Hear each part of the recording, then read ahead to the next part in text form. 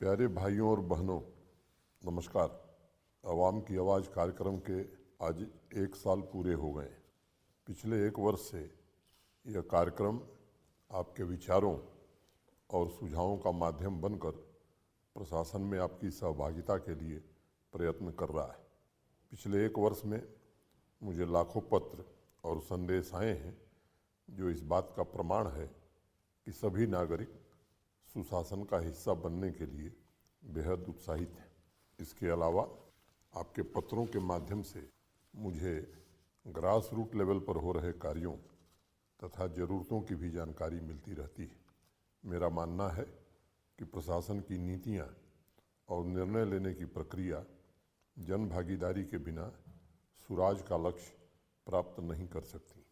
आवाम की आवाज़ कार्यक्रम के जरिए स्वास्थ्य, शिक्षा, अर्बन डेवलपमेंट, ग्राम स्वराज, भौतिक एवं सांस्कृतिक उत्थान समेत आम जनता के विकास से जुड़े अनेक विषयों पर उल्लेखनीय सुझाव आ रहे हैं और आपके शब्दों को नीतियों में शामिल करके जम्मू कश्मीर के संतुलित विकास तथा जनसाधारण के कल्याण को प्राथमिकता दी जा रही है। शब्द संपदा नहीं है, लेकिन शब्द संपदा की पूर्ति का साधन अवश्य बन सकते हैं, जिसके जरिए प्रशासन के सभी अंग नागरिकों से जुड़कर उनकी भागीदारी से जन कल्याण की परियोजनाओं को सफल बना सकते हैं। आवाम की आवाज़ में सलार ब्लॉक पहलगांव के प्राइमरी हेल्थ सेंटर की नर्स मुर्तजा जी ने टेली मेडिसिन सुविधा को दूर दराज के इलाकों में पहुंचाने का सुझाव दिया था, जिस पर हेल्थ डिपार्टमेंट ने तुरंत कार्रवाई की थी। जम्मू की मीना शर्मा जी ने सभी अस्पतालों में काउंसलर की व्यवस्था सुनिश्चित करने का विचार रखा था, जिसे मिशन मोड में पूरा किया जा रहा है। सोपैया के अदनान अली ने हार्टिकल्चर क्षेत्र, खासकर एप्पल की खेती के लिए आमूलचूल परिवर्तन का आग्रह किया था और आज कृषि विभाग हाई डेंसिटी रूट से लेकर बाजार तक की मजबूत व्यवस्था तैयार करने में काफ़ी हद तक सफल हुआ है। आज एप्पल से जुड़े सभी किसान भाइयों से मैं अनुरोध भी करना चाहता हूं कि वो हाई डेंसिटी प्लांटेशन अभियान का पूरा लाभ उठाएं। श्रीनगर से साबिया महराज तथा उनके प्रबुद्ध नागरिकों ने स्कूल प्रिंसिपल, लेक्चरर के प्रमोशन के लिए पत्र लिखा था। हमारे स्कूल एजुकेशन डिपार्टमेंट ने सालों से रुके हुए प्रमोशन की प्रक्रिया को पुनः शुरू किया है। पिछले 1 वर्ष में विभिन्न स्तर के लगभग 8,000 पदों पर प्रमोशन हुए हैं, जिसमें 1,200 प्रिंसिपल तथा 2,500 लेक्चरर भी शामिल हैं। अखनूर की प्रिंस बिलेरिया ने ऑफ बीट टूरिज्म सर्किट तथा होम स्टे डेवलप करने का सुझाव दिया था और ये दोनों योजनाएं जोर शोर से शुरू की गई।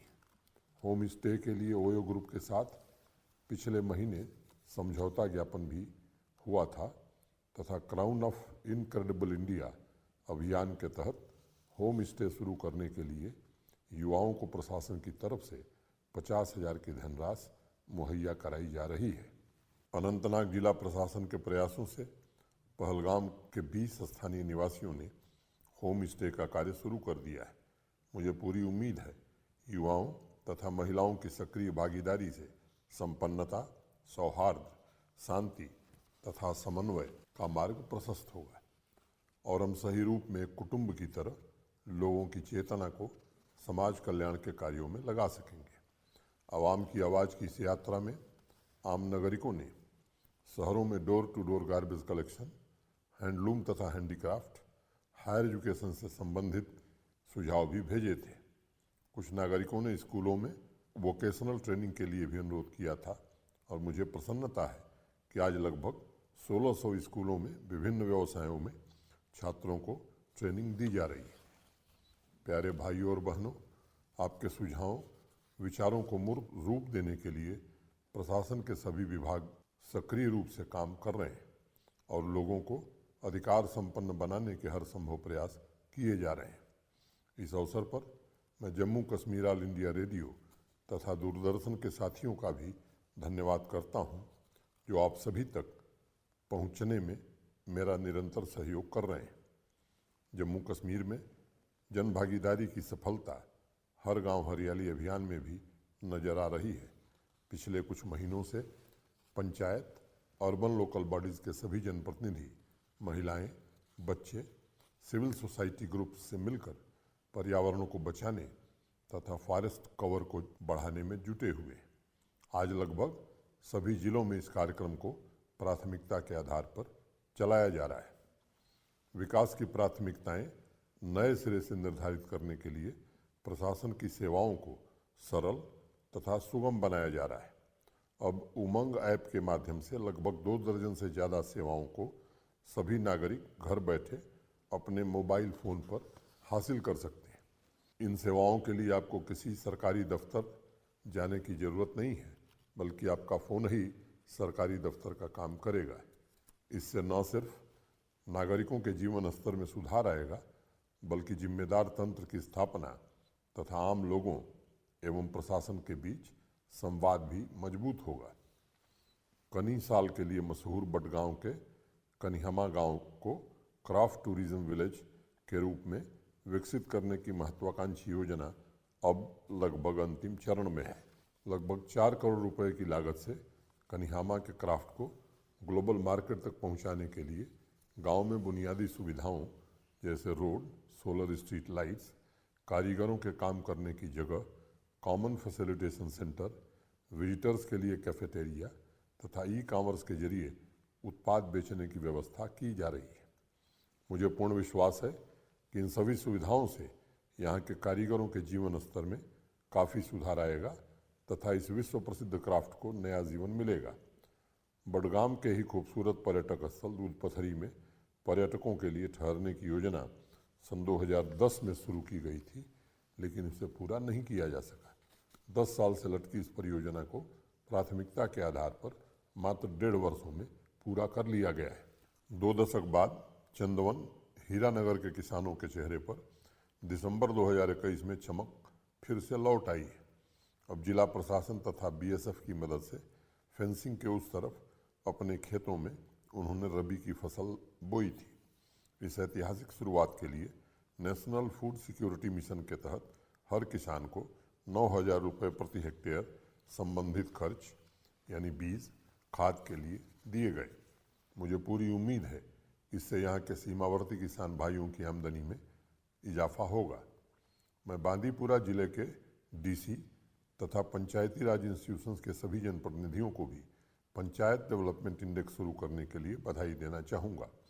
पिछले 1 साल में जिले के अधिकारियों तथा जनप्रतिनिधियों ने मिलकर सभी पंचायत में हो रहे कार्यों को जन आंदोलन का स्वरूप देने के लिए डेटा ड्रिवन मॉड्यूल शुरू किया है, जो हर पंचायत की परफॉर्मेंस के आधार पर रैंकिंग करेगा।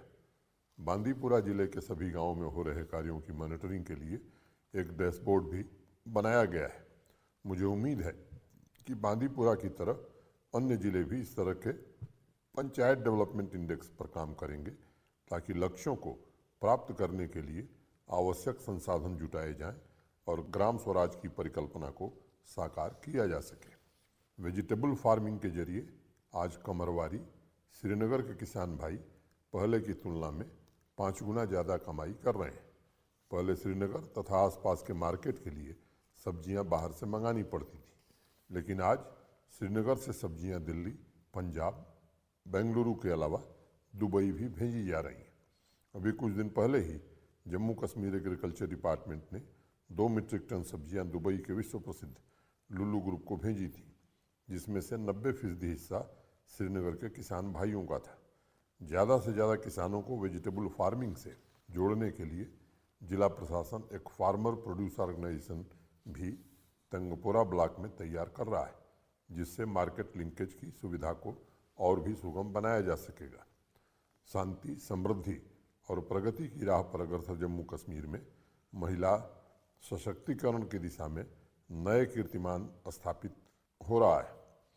यह हम सभी के लिए गर्व का विषय है कि इंटरनेशनल वीमेंस डे पर जम्मू कश्मीर की 2 महिलाओं को आदरणीय राष्ट्रपति जी ने नारी शक्ति पुरस्कार से सम्मानित किया। स्वयं दिव्यांग होने के बावजूद जम्मू की रहने वाली संध्याधर झुग्गी झोपड़ी में रहने वाले दिव्यांग बच्चों के लिए काम कर रही हैं। कुलगाम की नासिरा अख्तर पॉलीथीन प्रदूषण के खिलाफ अपने इनोवेशन से पर्यावरण संरक्षण की दिशा में क्रांतिकारी बदलाव कर रही हैं। नासिरा ने एक ऐसे जड़ी बूटी के मिश्रण को ढूंढ निकाला है जिसका लेप लगाकर प्लास्टिक जलाने से वातावरण को प्रदूषित किए बिना राख में तब्दील कर दिया जाता है। नासिरा देश की सर्वप्रथम महिला हैं जिन्होंने पर्यावरण में आधारभूत इनोवेशन किया है। श्रीनगर की रहने वाली डॉक्टर नसीमन अशरफ ने कश्मीरी केसर में अपने तकनीकी ज्ञान की बदौलत साइंस एवं इंजीनियरिंग रिसर्च बोर्ड की फेलोशिप हासिल कर एक नया कीर्तिमान बनाया है। डॉक्टर नसीमन किसान भाइयों के घर घर जाकर उन्हें केसर के बेहतर उत्पादन के लिए जानकारी और आवश्यक तकनीकी सलाह भी देती हैं। जीवन में तमाम चुनौतियों का सामना करने के बावजूद डॉक्टर नसीमन ने अपने अथक प्रयासों से सैकड़ों किसानों की जिंदगी में सार्थक बदलाव लाने में महत्वपूर्ण भूमिका निभाई है। ये सच बात है असल में कि हम जहाँ हैं, जिस अनुभव से हम गुजर रहे हैं, वह एक सेंटर, एक केंद्र है और उसी केंद्र से आगे की यात्रा शुरू होती है।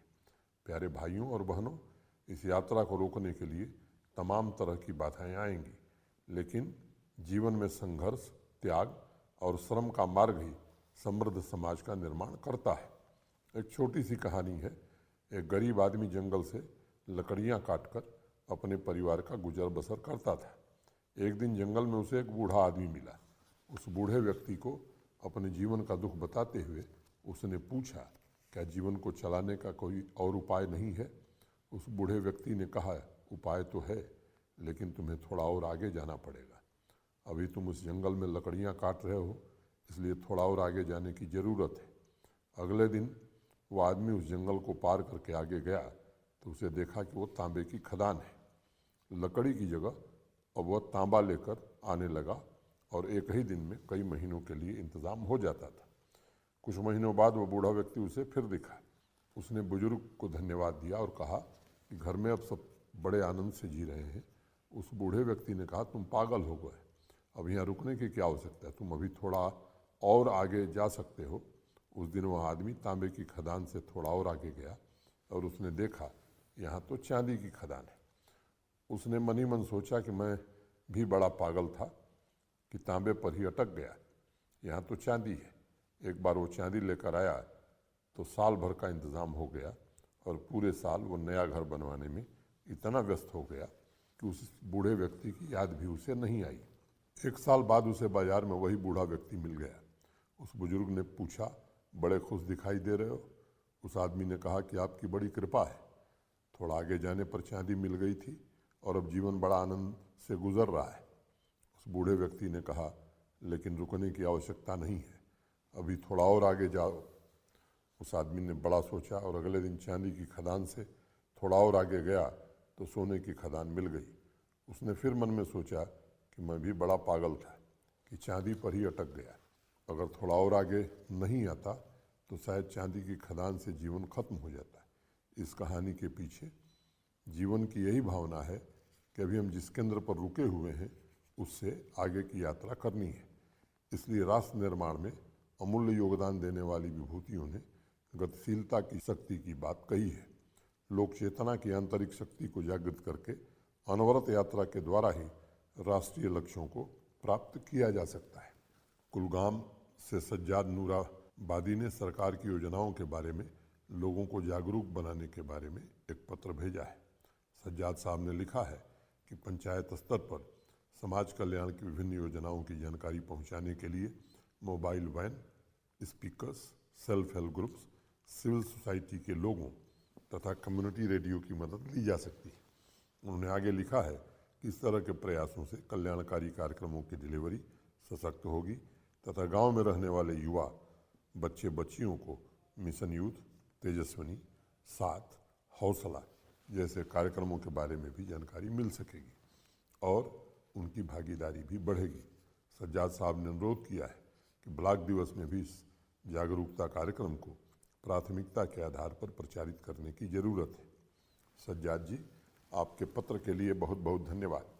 हर बुधवार को आयोजित होने वाले ब्लॉक दिवस कार्यक्रम का मुख्य उद्देश्य ही प्रशासन को जनता के दरवाजे पर लेकर जाना है। हमारी पूरी कोशिश होती है कि आम नागरिकों की समस्याओं के तुरंत निवारण, तरह तरह के सर्टिफिकेट वितरण के अलावा सभी डिपार्टमेंट का डेस्क उस सप्ताह में चिन्हित ब्लॉक में लगाया जाए, जो लोगों को प्रशासन की विभिन्न योजनाओं की जानकारी दे सके। सभी अधिकारियों को भी निर्देश दिए गए हैं कि वो ब्लॉक दिवस के अवसर पर स्वयं जनता की समस्याओं को सुने और उनके तत्काल निवारण का प्रयास करें। जन सेवा को मैं प्राचीन दर्शन और वर्तमान जीवन मूल्यों से जोड़ने का प्रतीक मानता हूँ। इसलिए मुझे लगता है कि ब्लॉक दिवस जैसे कार्यक्रम आज के समय के लिए बहुत अधिक प्रासंगिक है। पंचायतों में जागरूकता अभियान शुरू करने के आपके सुझाव पर मैं सभी डिप्टी कमिश्नर्स को जनप्रतिनिधियों के सहयोग से एक कार्यक्रम शुरू करने का निर्देश अवश्य दूंगा। जम्मू से डॉक्टर अंकुर भट्ट तथा डॉक्टर शिल्पी शर्मा ने हेल्थ केयर के डिजिटाइजेशन के बारे में एक पत्र भेजा है। उन्होंने लिखा है कि बड़े अस्पतालों को अपॉइंटमेंट के लिए एक ऑनलाइन पोर्टल बनाना चाहिए ताकि मरीजों तथा उनके परिजनों को पर्ची के लिए लाइन में खड़े होकर इंतज़ार न करना पड़े। डॉक्टर अंकुर तथा डॉक्टर शिल्पी ने पेशेंट के मेडिकल रिकॉर्ड के डिजिटाइजेशन का भी सुझाव दिया है ताकि डॉक्टर्स आसानी से मेडिकल हिस्ट्री देखकर अपने सुझाव दें। उन्होंने लिखा है कि प्रत्येक अस्पताल के वेब पोर्टल पर एक ऑनलाइन डोनेशन का सेक्शन बनाकर डॉक्टर तथा परिवार की सहमति से आर्थिक रूप से कमजोर परिवारों के लिए डोनेशन कलेक्ट करने की सुविधा उपलब्ध करानी चाहिए। डॉक्टर अंकुर तथा डॉक्टर शिल्पी को मैं इन महत्वपूर्ण सुझावों के लिए धन्यवाद देता हूँ। पिछले महीने ही जम्मू कश्मीर में डिजिटल सेवाओं के विस्तार को ध्यान में रखते हुए कई महत्वपूर्ण निर्णय लिए गए। आपके सुझाव के मुताबिक बहुत जल्द डॉक्टर से अपॉइंटमेंट के लिए लाइन में लगकर पर्ची लेने की ज़रूरत नहीं पड़ेगी। प्रधानमंत्री डिजिटल हेल्थ मिशन के अंतर्गत ये कोशिश हो रही है कि लोगों को ऑनलाइन ही अपॉइंटमेंट की सुविधा प्रदान की जाएगी और पेशेंट के मेडिकल रिकॉर्ड का डिजिटाइजेशन भी किया जाएगा ताकि हॉस्पिटल में डॉक्टर्स को पता रहे कि कौन कौन से टेस्ट हो चुके हैं और क्या क्या आवश्यक है और क्या अनावश्यक है। मुझे लगता है कि इस व्यवस्था में हॉस्पिटल और मरीज दोनों पर कम बोझ होगा और any treatment anywhere any time की सुविधा लोगों को दी जा सकेगी। अभी पायलट के तौर पर ऑनलाइन अपॉइंटमेंट को स्किम्स हॉस्पिटल में शुरू कर दिया गया, जिसका धीरे धीरे पूरे यूटी में विस्तार किया जाएगा। आपने डोनेशन के जरिए मरीजों के लिए फंड रेज करने का सुझाव भी दिया है। इस कार्यक्रम के माध्यम से मैं सभी श्रोताओं से आग्रह करना चाहूँगा कि जम्मू कश्मीर प्रशासन बिना किसी सामाजिक आर्थिक भेदभाव के प्रति परिवार 5 लाख रुपए का हेल्थ इंश्योरेंस उपलब्ध करवा रहा है। जिन लोगों ने भी अभी तक गोल्डन कार्ड के लिए पंजीकरण नहीं कराया है वो अवश्य करा लें। जहाँ तक अस्पतालों के वेबसाइट पर फंड रेजिंग सेक्शन शुरू करने का सवाल है, उसके लिए मैं हेल्थ डिपार्टमेंट को इसकी व्यवहार्यता की समीक्षा करने का आग्रह करूँगा। आज पूरे देश में आर्थिक रूप से कमजोर रोगियों के लिए फंड कलेक्ट करने के लिए हजारों प्राइवेट वेब प्लेटफॉर्म चल रहे हैं। इस तरह के अभियान में प्रशासन का रोल क्या होगा? क्या इसे पब्लिक प्राइवेट पार्टनरशिप के रूप में चलाया जाए या हमें किसी और मॉडल को अपनाना चाहिए? इन सभी पहलुओं पर विचार करके उचित निर्णय लिया जाएगा। स्वास्थ्य रक्षा के बुनियादी ढांचे में शहरी तथा ग्रामीण असंतुलन दूर करने की दिशा में अनेक महत्वपूर्ण कदम उठाए गए। मेरा दृढ़ विश्वास है कि प्रशासन की महत्वपूर्ण जिम्मेदारी सभी नागरिकों के स्वास्थ्य को बनाए रखने की होती है, क्योंकि एक मजबूत और समृद्ध जम्मू कश्मीर का निर्माण तभी हो सकता है जब सभी 1.25 करोड़ नागरिक स्वस्थ होंगे। गांदरबल से इंजीनियर अब्दुल रशीद भट्ट ने जम्मू कश्मीर के युवाओं को मल्टी डायमेंशनल रिसर्च से जोड़ने के लिए मुझे एक पत्र भेजा है। रशीद साहब ने लिखा है कि जम्मू कश्मीर में environment, cultural and archaeological research centre यानी ECARC की स्थापना की जा सकती है, जो पर्यावरण, वाटर बॉडीज, वेटलैंड्स तथा पुरातत्व के महत्वपूर्ण स्थानों का ऑडियो वीडियो डेटा बैंक तैयार करें तथा जम्मू कश्मीर से संबंधित रोचक तथ्यों को लोगों के सामने रखें। उन्होंने खानमोह, श्रीनगर के सदियों पुराने जीवाश्म, किश्तवाड़ के ब्लू सफ़ायर का भी जिक्र किया है और देश के मुकुटमणि की संस्कृति को विदेशों में प्रचारित करने का सुझाव भी दिया है। रशीद साहब, आपके पत्र के लिए बहुत बहुत शुक्रिया। यह दिलचस्प सुझाव है। मैं संस्कृति विभाग को इस सुझाव को जांचने परखने, सभी स्टेक होल्डर से बात करने तथा एक निश्चित समय अवधि में निर्णय लेने का निर्देश दूंगा। प्यारे भाइयों और बहनों, जम्मू कश्मीर में सांस्कृतिक चेतना पैदा करने के लिए आज़ादी के अमृत महोत्सव में अनेक कार्यक्रम आयोजित हुए हैं। जम्मू तथा कश्मीर संभाग में चल रहे अनेक उत्सव धीरे धीरे सांस्कृतिक जीवन के अंग बनते जा रहे हैं। प्रशासन के अलावा मैं यहाँ के सिविल सोसाइटी ग्रुप्स, प्रबुद्धजनों का भी आह्वान करना चाहूँगा कि जाति, धर्म, क्षेत्र और भाषा की सीमा से ऊपर उठकर हम सभी को अपने संस्कृति से गहरे रूप से जोड़ा जा सकता है। आज यूरोप के शहरों में चलने वाली बसों पर जम्मू कश्मीर के खूबसूरत पर्यटक स्थलों का चित्र देखकर मन प्रसन्न हो जाता है। देश में भी जम्मू कश्मीर के विकास की चर्चा आज हो रही है। इसलिए मेरा मानना है कि जब तक हमारी सामूहिक शक्ति एक संकल्प के साथ किसी कार्य में नहीं लगती, तब तक उस संकल्प की सिद्धि नहीं हो सकती। मुझे अपने जम्मू कश्मीर के 1.25 करोड़ नागरिकों, उनकी सामूहिक शक्ति, उनकी क्षमता और सकारात्मक चेतना पर पूरा भरोसा है और मुझे विश्वास है कि वह सांस्कृतिक ताने बाने को मजबूत बनाने के लिए मिलजुल कर अवश्य काम करेंगे। सांबा से राहुल कुमार तथा पुलवामा से गाजी अहमद पंडित ने सीनियर सिटीजन के कल्याणकारी योजनाओं के बारे में कुछ सुझाव भेजे हैं। उन्होंने लिखा है कि जो भी senior citizen old age home में रहने को विवश हैं, उन्हें प्रशासन द्वारा इंस्टीट्यूशनल तरीके से पर्याप्त आर्थिक सहायता, रहने की अच्छी व्यवस्था तथा चिकित्सा सुविधा मुहैया कराई जानी चाहिए। स्वयंसेवी संस्थाओं को भी सीनियर सिटीजन की देखभाल के कार्यक्रमों से जोड़कर उनके जीवन को बेहतर बनाया जा सकता है। उन्होंने आगे लिखा है कि पंचायत स्तर पर सीनियर सिटीजन सोसाइटी का गठन करके उनके लिए रिक्रिएशनल फैसिलिटीज़, अखबार, टीवी, रेडियो, मैगजीन इत्यादि का इंतज़ाम किया जाना चाहिए। राहुल एवं गाजी अहमद, आप दोनों का इस महत्वपूर्ण तथा संवेदनशील सुझावों के लिए बहुत बहुत शुक्रिया।